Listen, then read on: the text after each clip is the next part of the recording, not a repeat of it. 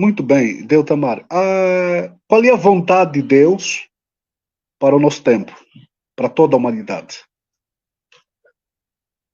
Bom, e isso pode ser vista e pode ser respondida de muitos aspectos. Por exemplo, se for no sentido da salvação, qual é a vontade de Deus no sentido da salvação?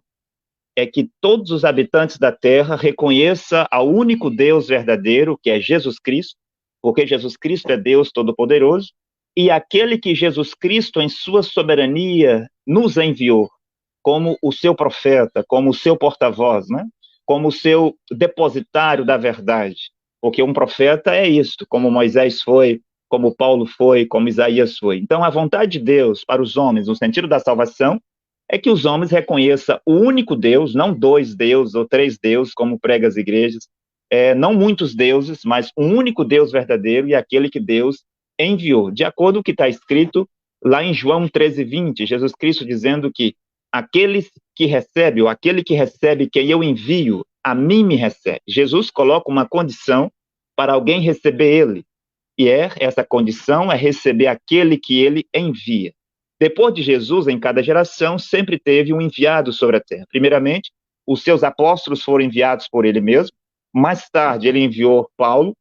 Mais tarde, foi enviado Antipas, Policarpo, Irineu de Lyon, Martinho de Touros, Columba, John Wycliffe, John Hus, Martinho Lutero no século XVI, João Calvino e tantos outros, dezenas e dezenas de profetas, foram enviados para os brancos na Europa, do ano 170 até 1906. Em 1906 começa aí um tempo do profetismo para a América do Norte, onde Deus enviou William Seymour, William Branham, e Deus vai para a África para cumprir a meia-noite de Marcos 13:35 e a meia-noite de Mateus 25:6, e Cacó Filipe é o começo do profetismo para a raça negra. Então, após Cacó Filipe, muitos outros profetas negros, né, negros africanos, se levantarão para falar ao seu povo, porque quando Deus vai falar a uma raça, Deus levanta um profeta daquela raça. Eu quero explicar melhor essa questão, mas quero esclarecer esse ponto aqui. Quando Deus foi falar com os judeus, né, com Israel, todos os profetas eram israelitas, ou era dentre o povo hebreu. E quando você lê a Bíblia, de Gênesis até Apocalipse, todos os livros da Bíblia foram escritos por profetas ou por escribas judeus. Mas logo que Deus Todo-Poderoso começa a tratar com as nações, de acordo com a sua promessa de Lucas 11:49, de Mateus 25 e de Mateus 23, 34, 35, ele começa a levantar profeta dentre as nações, como esses que eu citei. Então, Deus enviou muitos profetas, esses profetas eram brancos, europeus, para falar com os europeus. Por isso que hoje, senhor Alexandre, há grandes homens que são conhecidos pela história, pelos seus livros, pelas grandes coisas que eles fizeram, como, por exemplo, Martinho Lutero, John Wesley e tantos outros, né? Mas quando Deus foi falar com o povo da América do Norte, que são os vermelhos, Deus não enviou para eles um judeu ou um europeu. Deus enviou para eles um homem de lar que tinha um sangue de índio, sangue dos vermelhos. E quando Deus agora vai falar com a raça negra, com a África, então é justo que esse Deus, que não faz acepção de pessoas, levante então um profeta dentre os negros para falar aos seus irmãos negros. Então, no aspecto de salvação, a vontade de Deus é que se receba aquele que ele, Jesus Cristo, enviou. Como está escrito também em João 6, 28 e 29, que diz que para alguém fazer a obra de Deus sobre a terra, né, primeiramente precisa receber, acreditar naquele que Deus enviou. E quando perguntaram para Jesus, mestre, no que consiste a vida eterna, Jesus responde em João 17:3 que a vida eterna consiste em duas coisas. Primeiro, você precisa reconhecer o único Deus verdadeiro, como eu citei aqui, e segundo, receber aquele que ele enviou. Então, um dia o enviado de Deus era Noé, outro dia Moisés, outro dia Isaías, e um dia foi Paulo, outro dia foi Martinho Lutero, para o nosso tempo, para resumir a coisa, para o nosso tempo é o profeta Cacó Filipe. Agora, se a pergunta é relacionada ou direcionada ao comportamento das pessoas, qual é a vontade de Deus hoje para a humanidade? Por exemplo, Deus não quer que os seus filhos leiam falsas versões da Bíblia, como, por exemplo, obra dos teólogos. Esta é a vontade de Deus. Todos os livros de teólogos devem ser queimados de acordo às palavras do profeta e de acordo com Atos 19:19, como fez os apóstolos em Atos dos Apóstolos. A vontade de Deus, por exemplo, senhor Alexandre, é que um filho de Deus nunca mais entre numa igreja católica, protestante, evangélica e branamista para buscar Deus ou para tentar adorar Deus, porque não é o verdadeiro Deus que está lá. Mas quem está nas igrejas é o diabo, Satanás, se passando por Deus, se passando por Jesus Cristo. Porque está escrito na Bíblia que Satanás disse que ele colocaria o seu trono acima das estrelas de Deus e se assentaria como Deus para ser adorado como Deus. E onde Satanás consegue ser adorado como Deus? Não é nas drogas, não é na prostituição, não é na violência, não é no crime, não é na política. Ninguém vai buscar Deus nessas coisas e ninguém atribui essas coisas a Deus. Mas as pessoas atribuem a Deus aquilo que vem da religião, aquilo que é espiritual, mas nem tudo que é espiritual vem de Deus. Então, Deltamar, o meu objetivo nesse momento é conhecer a mensagem do profeta Caco Filipe. Então você tem todo o tempo para poder então descrever, falar, argumentar sobre a mensagem do profeta Caco Filipe. Então esteja à vontade. Ok, muito obrigado. Eu não vou citar tudo, é claro que é impossível, porque o livro do profeta hoje contém 157 capítulos, e dado que o profeta está vivo, esse profeta está suposto a falar novamente a qualquer momento. Então, como eu estava dizendo, uma das vontades de Deus para a humanidade é que a humanidade não se envolva com a teologia, né? Porque para Deus, a teologia é uma ciência, e não é uma ciência de Deus, é uma ciência dos homens que é inspirada por Satanás. Então, aos olhos de Deus, por exemplo, todos os livros dos teólogos são como canários de bruxaria.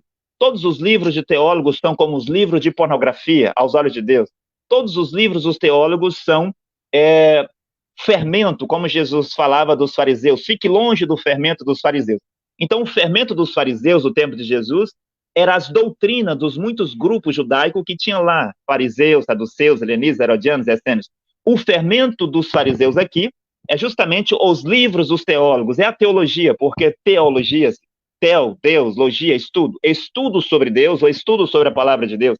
Então, o homem não pode estudar Deus. Mesmo Orígenes disse que a teologia é uma ciência que adquire os seus resultados através de objetos da fé, né? Mas que tira as suas conclusões pelo intelecto, pela inteligência. E que a teologia, Orígenes foi discípulo dos apóstolos. E Orígenes disse que a teologia, por ser uma ciência, e ela obtém os seus resultados pelos objetos da fé por meio da inteligência, deve ser separada das verdades reveladas. As verdades reveladas é Deus ele mesmo quem revela. Então a Bíblia, ela é o livro dos profetas, que nada mais é do que as revelações que Deus deu aos profetas. Por exemplo, a Bíblia não tem livros dos sacerdotes com ensinamento dos sacerdotes. A Bíblia não é um livro dos sacerdotes. Então, senhor Alexandre, me permita dizer isso para deixar claro.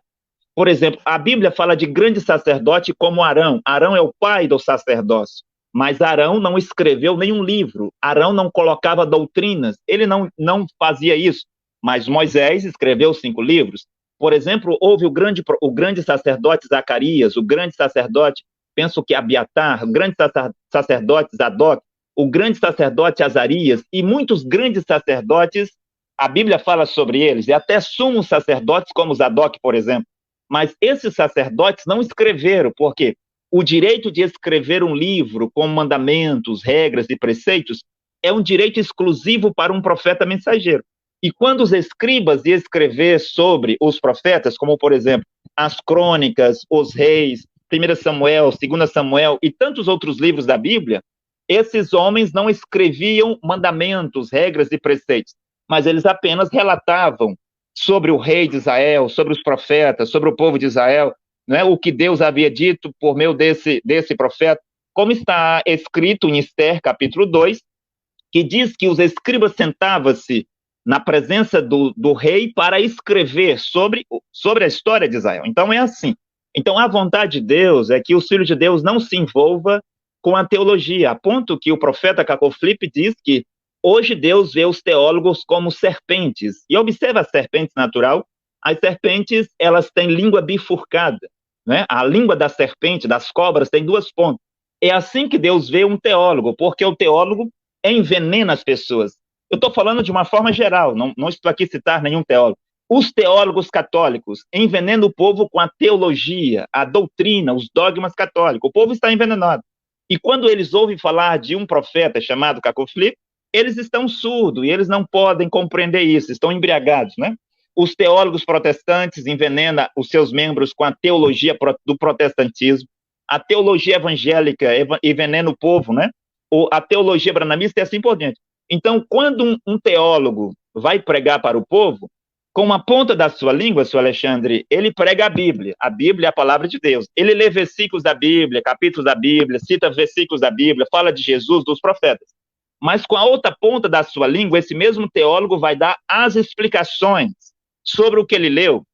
E essas explicações ele arrumou aonde? Ele arrumou nos livros dos teólogos, nas escolas pastorais. Então, quando você olha na Bíblia, Deus nunca enviou um teólogo, um servo de Deus para a escola pastoral. Quem ensinava aos filhos de Deus eram os profetas. Era Moisés quem ensinava os seus discípulos. Era Samuel quem ensinava os seus discípulos e os filhos dos profetas lá, quando havia a escola dos profetas. Era Eliseu quem ensinava, era Jesus quem ensinava, era Paulo quem ensinava, né? Então, em cada tempo, Deus tem o seu profeta para dar a revelação. Então, a vontade de Deus, por exemplo, é que a humanidade e os homens fiquem longe da teologia. Uma outra vontade de Deus, por exemplo, senhor Alexandre, é que o homem se abstenha o máximo que ele puder da imoralidade sexual, né? Porque hoje você sabe que o diabo, né, Satanás, não sei se você acredita assim, mas para aqueles que acreditam, né, que existe o diabo e a influência do diabo e os demônios sobre a terra, o sexo foi pervertido. E já não é mais como no tempo de Adão, como no tempo de Abraão, como no tempo de Moisés, aonde o homem procurava a sua mulher não para imoralidade, né, para sodomia, ou para alimentar os seus desejos carnais e sexuais, mas era para a procriação, para ter filhos. E quando um profeta tomava tal mulher, e tal mulher como Jacó, ou como Abraão, ou mesmo como Davi, ou como Salomão, não era porque eles eram viciados em sexo, mas era para ter um determinado filho, uma determinada profecia se cumprir, e assim por diante. Então, Deus hoje não quer que um homem, por exemplo, aproxime-se da sua mulher para ter relação sexual com ela quando ela estiver grávida. Não é a vontade de Deus. Não é da vontade de Deus que o homem tenha relação sexual com a mulher quando ela está na menopausa. Não é da vontade de Deus que o homem cometa, por exemplo, o ato de colocar uma mulher numa posição de um animal para ter relação sexual com ela. Não é da vontade de Deus que o homem coloque a sua boca no sexo de uma mulher ou nos seios de uma mulher. Não é da vontade de Deus que o homem coloque a sua boca na boca da mulher, a sua língua dentro da boca da mulher, comendo saliva. Ele não sabe, mas esta saliva que ele recebe desta mulher, ou que ela recebe deste homem, o seu corpo não consegue jogar isto fora pelas fezes e pela urina, e vai causar nele muitas doenças, como, por exemplo, úlceras, por exemplo. Então, a vontade de Deus está no livro do profeta Caco Filipe. Para me resumir, porque são muitas coisas, e de acordo com o que nós estamos conversando, o senhor pode ir perguntando, a vontade de Deus hoje, por exemplo, é que a humanidade conheça o livro do profeta Caco Filipe. Então, eu convido todos os habitantes da Terra, em especial os meus irmãos africanos, que procurem saber quem é o profeta Caco Filipe. A melhor maneira, senhor Alexandre, de fazer isso é como o senhor fez. O senhor foi humilde, o senhor leu o livro do profeta, certamente num bom espírito para entender. É assim que todos devem fazer para conhecer qual é a vontade de Deus para o nosso tempo.